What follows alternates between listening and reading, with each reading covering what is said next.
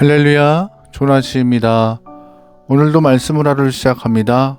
슬기로운 아침 시간 예레미야 47장 말씀입니다. 요즘 격투기가 많이 유행하는 것 같습니다. 힘과 기술로 상대를 제압하여서 가장 높은 자리에 올라간 선수를 보면은요, 무섭기도 하고 굉장해 보이기도 합니다. 그런데 챔피언이 된 선수가 생각보다 그 자리에 오래 있지 못하는 것 같습니다. 왜냐하면 챔피언도 시간이 지날수록 힘이 빠지고 늙는 것은 당연한 것입니다. 더 젊고 더 강한 사람이 등장하기에 영원한 챔피언은 없습니다. 더 강한 사람이 등장하면 그 자리를 내려놓는 것이 세상의 법칙입니다. 오늘 본문도 새로운 강자가 등장하여서 기존 강자들을 이긴다는 이야기가 나옵니다.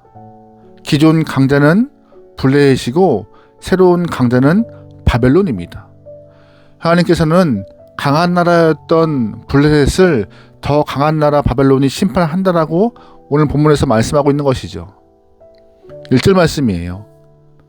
바로가 가사를 치기 전에 블레셋 사람에 대하여 선지자 예레미야에게 임한 여호와의 말씀이다.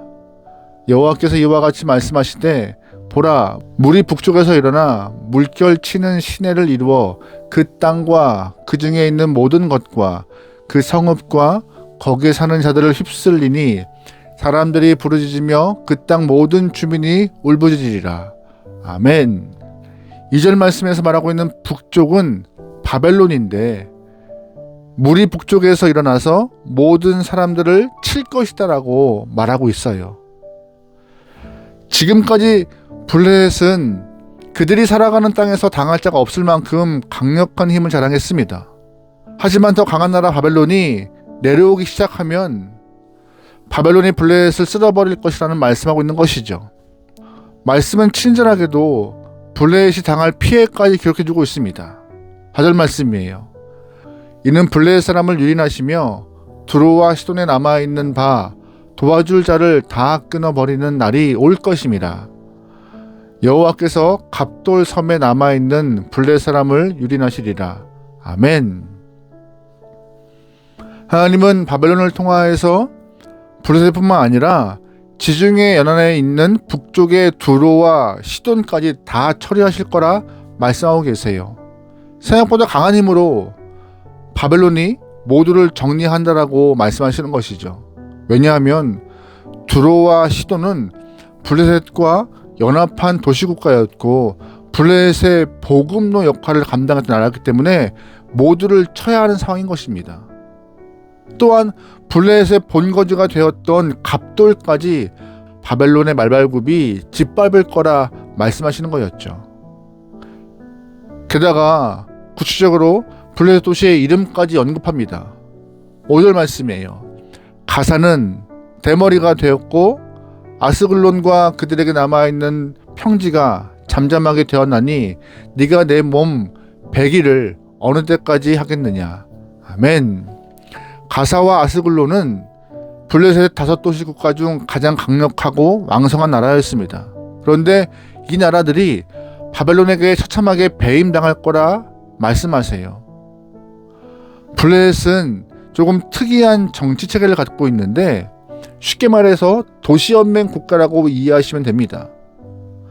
5개의 도시 국가가 한 나라를 이루어서 때로는 연합하기도 하고 때로는 각자 도생하기 위하여서 전쟁도 하며 살아갔던 좀 독특한 나라였습니다. 그런데 이들의 공통점은 이스라엘과 악연으로 얽혀있다는 것이었습니다. 언제부터요? 아브라함 때부터요. 유목민이었던 아브라함이 블레셋 근처까지 내려갔을 때 그들은 아브라함의 모든 소유를 빼앗았습니다.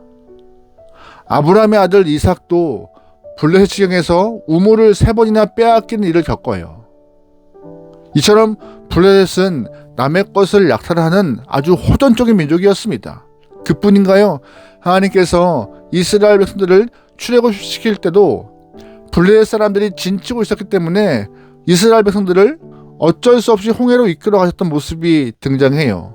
왜냐하면 블레셋이 워낙 호전적인 민족이기 때문에 이스라엘 사람들과 전쟁하면 출애굽한 이스라엘 사람들이 무서워서 다시금 애굽으로 돌아갈까봐 걱정되어 홍해로 인도하셨던 것입니다. 그뿐이 아니에요. 사사시대 때 삼손을 유혹했던 드릴라 또한 블레셋 가사 지방의 여인이었습니다. 게다가 다윗은 거의 평생에 걸쳐서 블레셋과 전쟁했어요. 이스라엘의 블레셋은 가시같은 이웃이었는데 이렇게 왕성하고 강력했던 블레셋이 바벨론의 말발굽에 짓밟힌다는 그 모습이 좀 낯설게 느껴질 정도였죠. 그러나 우리는 여기서 한 가지 교훈을 얻어야 합니다. 바로 힘과 권력은 영원하지 않다는 것입니다. 하나님 없이 살아가는 민족은 더 크고 힘센 나라가 등장하면 그 앞에서 꼬리를 내리는 것이고 자신의 무력감을 느낄 수밖에 없는 것이 세상 이치인 것입니다. 그럼 우리는 어떻게 살아야 할까요? 세상이 말하는 것을 다 가진다 해도 분명 더 가진 사람들이 있을 것이고 그 더 가진 사람 앞에서 우리는 비굴하게 굴종할 수밖에 없는 상황입니다. 그래서 우리는 가장 강한 것을 찾아야 합니다. 그럼 가장 강한 것이 무엇이에요? 바로 하나님의 사랑과 예수 그리스도의 사랑이 가장 강합니다. 세상에서 힘을 자랑했던 제국들 중에 지금까지 남아있는 것은 아무것도 없습니다. 아수르, 바벨론, 페르시아, 알렉산더, 로마 제국 할 거 없이 역사 속에서 다 흔적으로만 남아있는 나라들이죠. 하지만 하나님 사랑과 예수 그리스도의 사랑에 심겨진 교회 공동체는 지금도 여전히 많은 사람들에게 삼위일체 하나님의 사랑을 증거하며 이어오고 있습니다. 여러분, 세상의 힘, 권력 강합니까? 아니면 하나님과 예수의 사랑이 강합니까? 하나님과 예수님의 사랑이 비교할 수 없을 만큼 강합니다. 그러므로 우리가 자랑해야 할 것은 권력과 힘과 물질과 육신의 능력이 아니라 하나님의 위대한 사랑과 예수 그리스도의 하나님 사랑의 힘을 자랑해야 한다는 것을 꼭 기억하셔야 해요. 우리는 하나님의 사랑을 받은 사람들입니다. 위대한 하나님의 사랑은 우리 안에 있는 악한 영을 내어쫓고 위대한 하나님의 사랑은 우리 안에 있는 강자 독식의 본능을 내어쫓습니다. 또 위대한 하나님의 사랑은 우리 안에 있는 권력 투쟁의 욕구도 잠재웁니다. 우리가 하나님의 위대한 사랑을 받고 살아가는 백성이라면 그 사랑을 삶에서 드러내야 할 줄 믿습니다. 하나님의 위대한 사랑이 나를 살렸듯이 그 사랑이 이 악한 세상을 정복하고 그 사랑이 온 세상을 온전히 지배하도록 우리는 믿으며 그 사랑을 위하여서 더 동행하기 위하여서 애써야 할 것이에요. 오늘 하루 하나님의 사랑을 상기하며 느끼며 사랑의 전달자가 되기를 주의로 축원합니다. 아멘. 기도하시겠습니다.